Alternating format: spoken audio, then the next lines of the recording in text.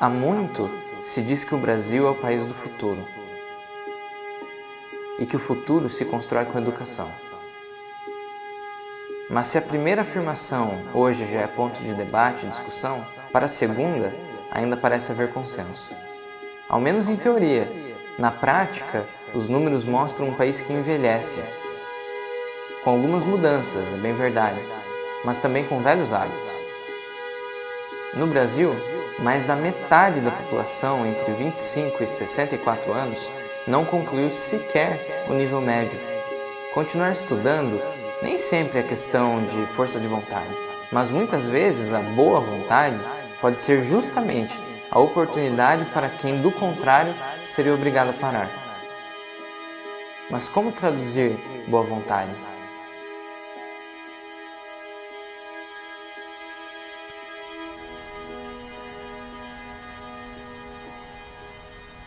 Eu nasci na cidade de Curitiba, no Paraná, cresci lá também. A minha infância foi como a de muitos brasileiros, né? Uma condição financeira, social muito precária. Minha mãe, até onde eu sei, terminou a 4ª série, né? E meu pai terminou a 8ª série. Tanto a minha mãe quanto o meu pai começaram a trabalhar muito cedo. Da mesma maneira como eles começaram a trabalhar cedo e não tiveram muita oportunidade de continuar o estudo deles, o ciclo natural, digamos assim, é que eu seguisse nos passos deles. Então, assim, por eu sempre trabalhar também, a perspectiva sempre foi essa, de trabalho e não tanto ligado ao estudo. Apesar dos meus pais sempre me incentivarem, eu vejo assim que muitas vezes era mais importante eu ajudar financeiramente a minha mãe do que eu necessariamente trazer um boletim para casa, que era um boletim bom. Se eu ajudasse ela a pagar a conta de água, a conta de luz, no imaginário dela e no meu também, era muito melhor. Quando você não tem ninguém em se espelhar, fica muitas vezes complicado você imaginar que aquilo dali pode dar certo. Não tinha assim um vizinho, o filho, sabe, de alguém ali que jogava bola ali na rua comigo e que estudou e se deu bem. Não tinha. Meu pai sofria na época com alcoolismo, né? E por muitos anos ele sofreu com isso também. O pai, depois a mãe, né? Que sofreram com isso. Quando você vive em meio às condições sociais precárias, financeiro ruim, numa família que sofre com questões de vício, né? Que a gente lutava ao máximo para pagar a conta de luz, que era o nosso grande inimigo, era a conta de luz lá em casa. Então, assim, quando você junta tudo isso, não era, né? A gente não espera muita coisa, né, de alguém que vem dessa situação. Nem eu mesmo esperava e eu tenho certeza que ninguém esperava muita coisa de mim.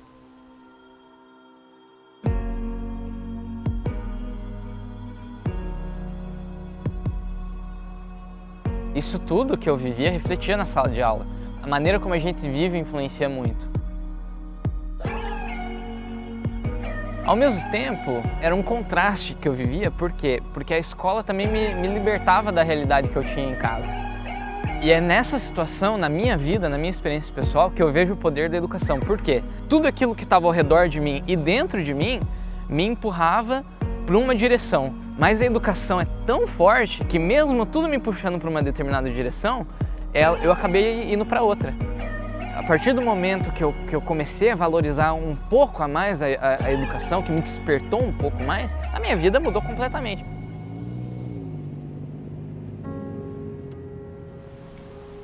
A educação transforma, a educação é muito poderosa, mas o que a gente tem que entender é que a educação tem um custo. Tanto para aquele que educa, quanto para aquele que está sendo educado. Na minha vida, esse custo foi financiado por instituições que não tinham nada para receber de mim. A escola do ensino médio, a escola adventista que me deu a bolsa, o que eles iam ganhar me dando uma bolsa de estudos? O que eu podia fornecer para a escola? Nada. Quando eu ganhei a bolsa para estudar na faculdade e cursar o ensino superior, era a mesma coisa. Existia um custo, mas eu não podia pagar. E agora a instituição me oferece essa bolsa, me dá essa oportunidade, e o que eu podia devolver para eles naquele momento? Eu vejo assim que a responsabilidade do aluno chega até a aumentar, sabe? É por isso que existe muito empenho, muita preparação, muito desenvolvimento próprio e muito tempo colocado nessa aplicação, nesse processo, e uma vez recebido, uma vez que você ganha essa oportunidade, você é responsável não somente pelo teu próprio futuro, mas sim também representar o nome da instituição que lhe estendeu a mão e te deu esse espaço de confiança. Logo após o término da minha faculdade, eu continuei na minha instituição de origem, o NASP, e fiz uma pós-graduação. Em seguida eu apliquei então para várias universidades a fim de continuar os meus estudos dentro agora de um programa de mestrado. E toda a aplicação foi feita no Brasil. Os documentos necessários, todos online. E através das pesquisas minhas mesmo e da afinidade que eu tinha com a linha de pesquisa de algumas universidades, eu acabei aplicando e passei em algumas universidades, entre elas a Harvard.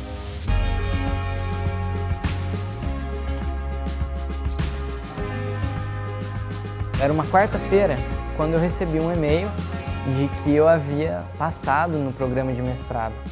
E foi uma alegria muito grande. Eu realmente apliquei, mas não, sabe, você nunca espera realmente que algo tão grandioso assim vai acontecer com você. Eu tinha um receio de aplicar e que aquilo iria ficar por isso mesmo, mas eu acabei passando.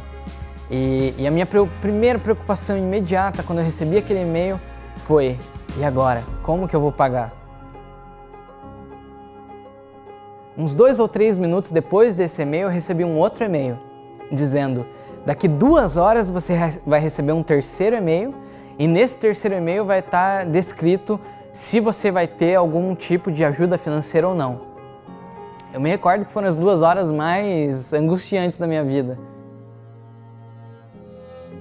Quando o e-mail chegou, para minha surpresa e alívio, eu havia ganho uma bolsa de 100% para vir para cá cursar um mestrado. Eu quase não pude acreditar. Quando a gente olha de maneira retrospectiva, muitas vezes a gente tende a olhar para o produto final, ou no meu caso, aquele que está em andamento agora, né? Então, eu tô aqui na Harvard, eu ganhei uma bolsa de $480 mil, R$1.600.000, uma quantia inimaginável para a grande maioria da população mundial. Mas aquela ajuda que eu ganhei no ensino médio, na faculdade, na pós-graduação e no mestrado, elas foram tão importantes quanto, ou até quem sabe mais importantes do que esse produto final. Porque sem eu ter aquela base inicial, isso daqui certamente não teria acontecido. E eu não tenho dúvida de que foi graças a essa primeira filantropia que foi estendida a mim, tanto da educação adventista quanto do NASP, que hoje eu estou aqui.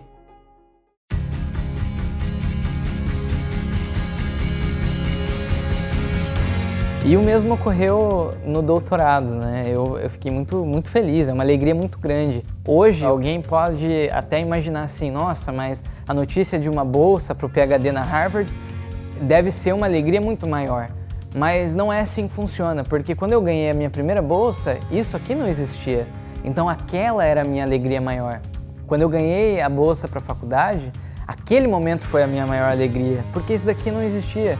Então cada etapa da minha jornada acadêmica sempre foi, da minha perspectiva pelo menos, tido com muito apreço e com muita alegria mesmo, com muita gratidão, porque aquele era o momento que eu estava vivendo. A cultura da filantropia, na realidade, é uma cultura de amor para com o próximo. E ela não tem que ver simplesmente com quantidades financeiras, mas ela tem que ver principalmente com a capacidade de transformação de vida, a capacidade de mudar completamente a história e o curso da vida de uma pessoa. Eu hoje estou cursando meu PhD e uma vez formado eu pretendo voltar para o Brasil e lecionar na universidade que um dia me acolheu. Eu pretendo também, dentro em breve, essa é a minha grande esperança, de poder contribuir também na formação de outras pessoas, se possível até mesmo financeiramente. Meu nome é Luan Henrique e eu sou um filho da educação adventista.